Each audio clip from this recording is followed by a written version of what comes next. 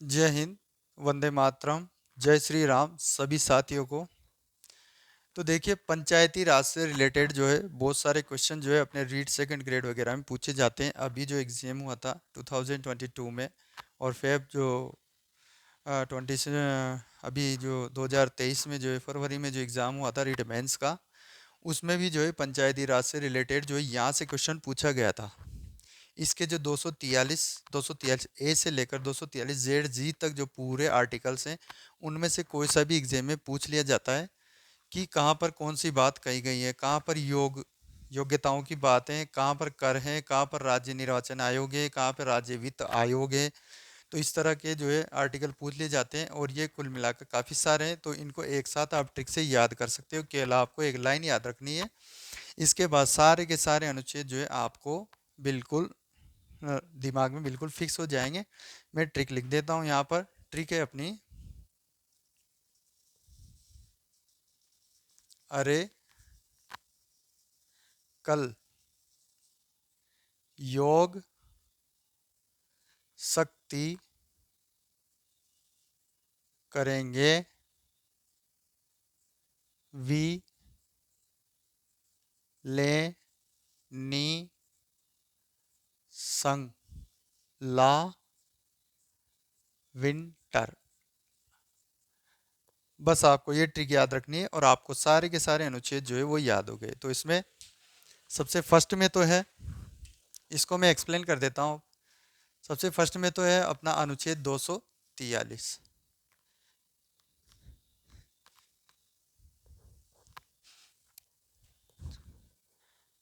ये इधर तो मैं लिखूंगा पंचायत के, और इधर है अपनी नगर पालिका।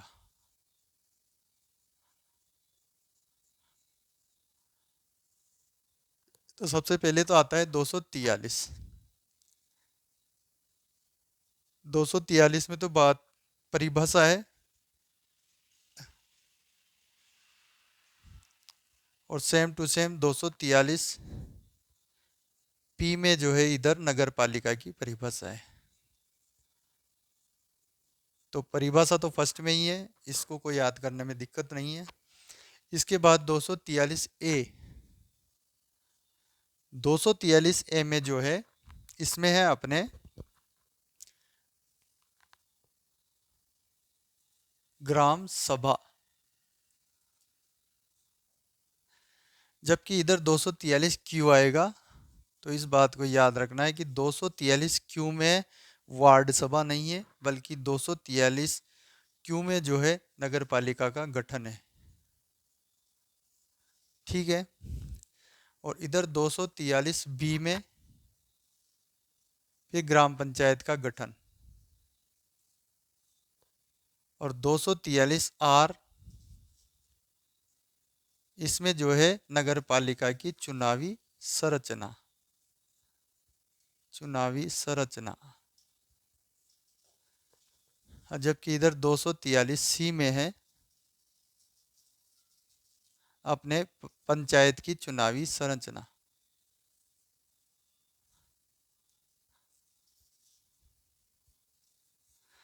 और इधर 243 एस आ जाएगा। तो 243 एस में अपने वार्ड सभा।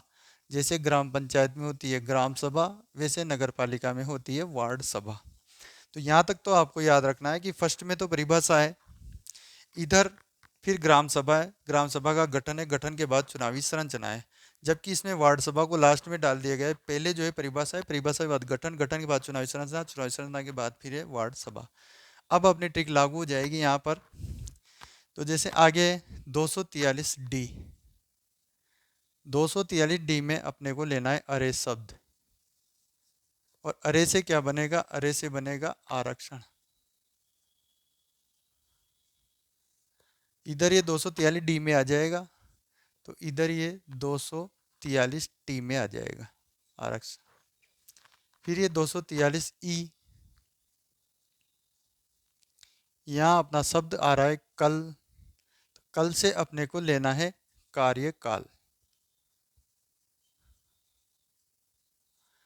कार्यकाल की बात कही गई है। इधर 243 यू में यही बात आ जाएगी। ठीक है। 243 ई में पंचायत का कार्यकाल और 243 यू में जो है नगर पालिका का कार्यकाल। अब आ जाएगा 243 एफ, योग। योग योग से लेना है आपको योग्यताएं।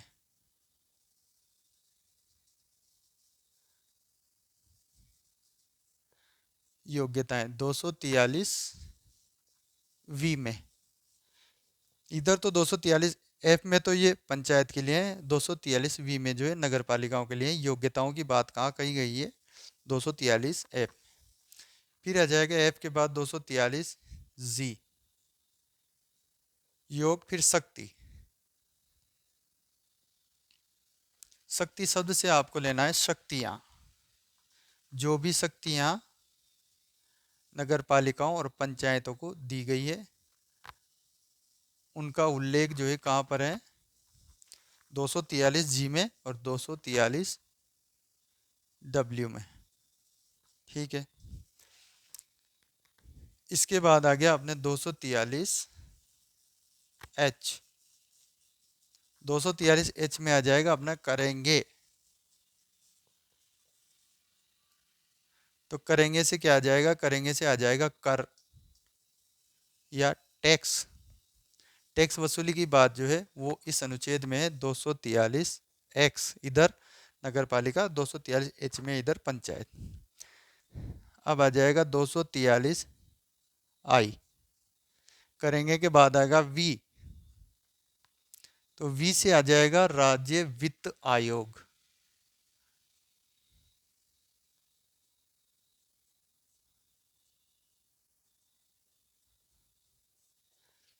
वी से वित्त लेना है आपको, तो ये दोनों तरफ एक ही 243, ये वाई हो जाएगा। यहाँ तक आपको समझ में आ गया। अब मैं आगे लिख देता हूँ इसे नेक्स्ट पेज पर।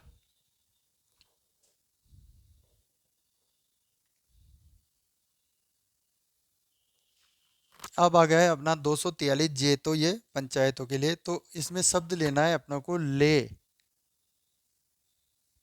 तो ले शब्द से क्या बनेगा, लेखा परीक्षक। लेखा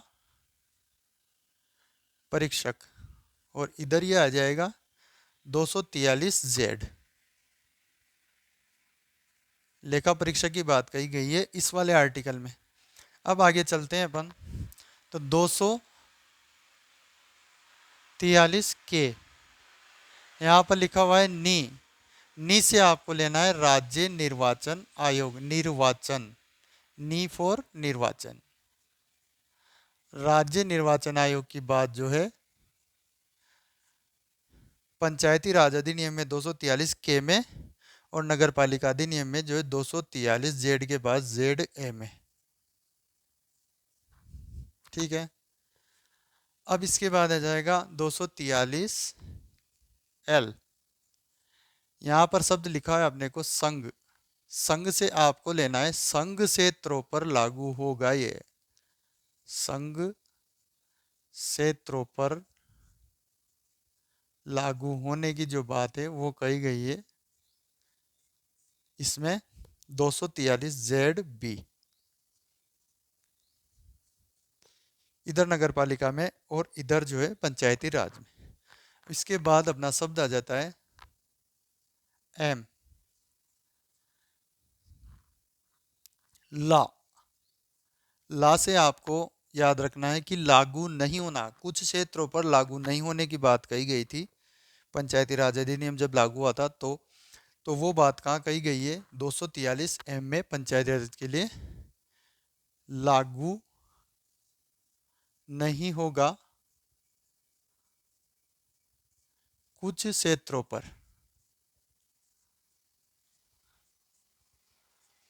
और इधर जो है ये ध्यान रखना है कि जेड बी के बाद जेड सी और जेड डी नहीं है, जेड ई आएगा। ये आपको इस ट्रिक में याद रखना है कि 243 जेड सी और डी नहीं है, सी प्लस डी नहीं आएगा बल्कि डायरेक्ट जेड ई आएगा। 243 जेड ई में ये बात कही गई है नगर पालिका अधिनियम की लागू नहीं होगा कुछ क्षेत्रों पर। अब 243 एन आ गया इधर, वी लिखा हुआ है, तो वी का मतलब है विद्यमान, विद्यमान पंचायत व विधियों का बना रहना, विधियों का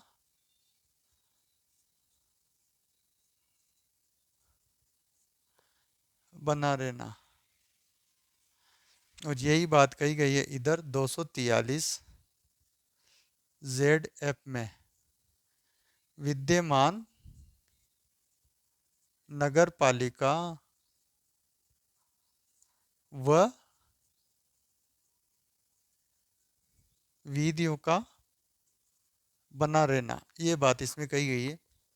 अब इसके बाद अपना आ जाता है 243 ओ, यहां पर लिखा होगा इंटर, वी को मैंने छोड़ दिया है विंटर, विंटर को दो टुकड़ों में बांट कर इधर अंटर कर दिया है। तो इसका जो शब्द आपको लेना है वो है इंटरफरेंस, इंटरफरेंस, इंटरफरेंस नहीं, किसके द्वारा, कोर्ट के द्वारा।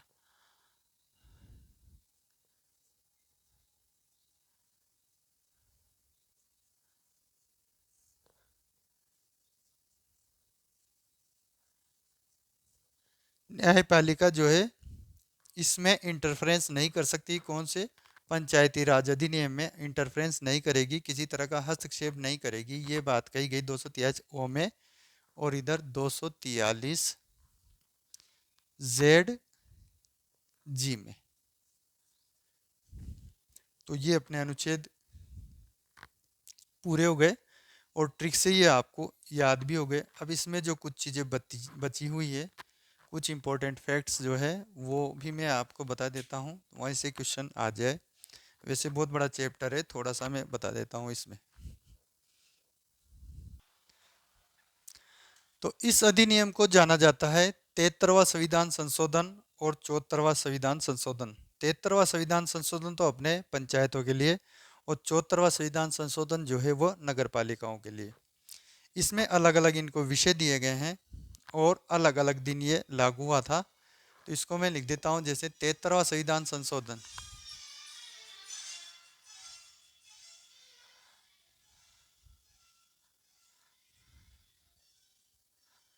73वां संविधान संशोधन, ये तो था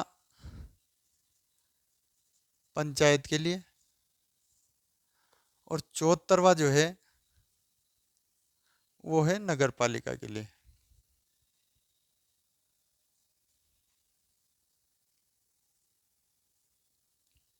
ठीक है, इसको रखा गया है 11वीं अनुसूची में,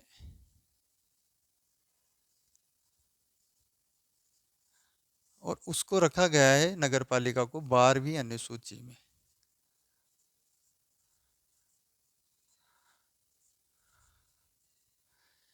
इसको विषय कितने दिए गए हैं, इसको दिए गए हैं कुल 29 विषय, 29 विषय, और इसको नगर पालिका को दिए गए हैं कुल 18 विषय। ठीक है, इसके अलावा जब ये लागू हुआ था तो संपूर्ण देश में अलग लागू हुआ है और राजस्थान में अलग लागू हुआ है ये। तो ये जो संविधान संशोधन है पहले तो लोकसभा में, फिर इसके बाद ये राज्यसभा में पारित हुआ है। तो अलग अलग दिन ये, तो लोकसभा में तो ये हुआ है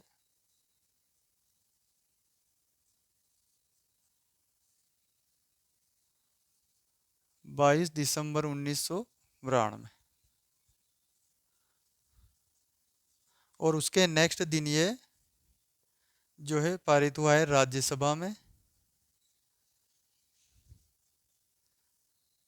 23 दिसंबर 1992।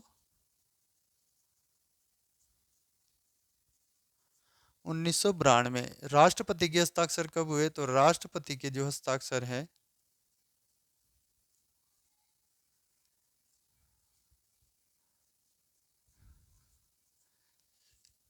वो हुए हैं अपने 20 अप्रैल 1993 1993 को। जैसे ही राष्ट्रपति के हस्ताक्षर होते हैं किसी भी विधेयक पर तो कानून बन जाता है। तो एक कानूनी रूप इसने ले लिया। इसके बाद ये संपूर्ण देश में लागू हुआ कब? संपूर्ण देश में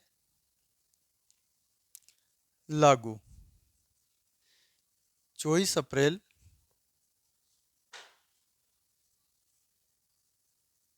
1993 को। कुछ क्षेत्रों को छोड़कर, जैसे दिल्ली, मिजोरम, मेघालय, मणिपुर के कुछ पर्वतीय क्षेत्र,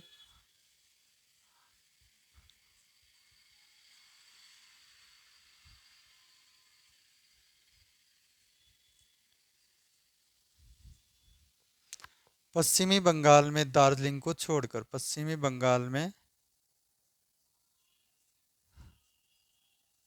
दार्जिलिंग को छोड़कर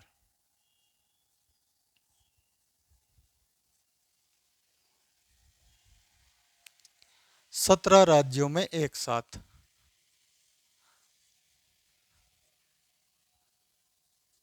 ठीक है। दिल्ली, मिजोरम, मेघालय, मणिपुर के कुछ पर्वतीय क्षेत्र, पश्चिम बंगाल, दार्जिलिंग को छोड़कर 17 राज्यों में एक साथ लागू हुआ था। हालांकि कुछ और माइनर चीज़ें इसमें हैं, लेकिन वो एग्जाम की दृष्टि से इतनी इतनी ज़रूरी नहीं है। ये आपके लिए काफ़ी इम्पोर्टेंट है। इसके बाद ये 24 अप्रैल 1993 को तो लागू हो गया सारे देश में। लेकिन राजस्थान में कब लागू हुआ? राजस्थान में ये जो है अगले साल,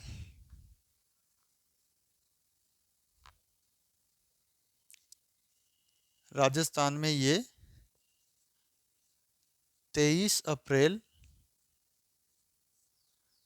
1994 को, एक साल बाद जो है लागू हुआ था पंचायती राज अधिनियम अपने देश में।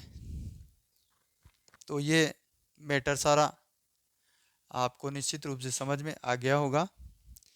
फिर भी अगर आपको कोई डाउट है या आपको लगता है कि इसमें कोई मिस्टेक मैंने छोड़ी है तो आप कमेंट ज़रूर करें। और आपके सजेशंस जो है मेरे लिए बहुत इम्पोर्टेंट है। सभी को बहुत बहुत धन्यवाद। Thank you all for watching my video and I will be eagerly waiting for your suggestions. Your suggestions are very important, very crucial for me. Jai Hind.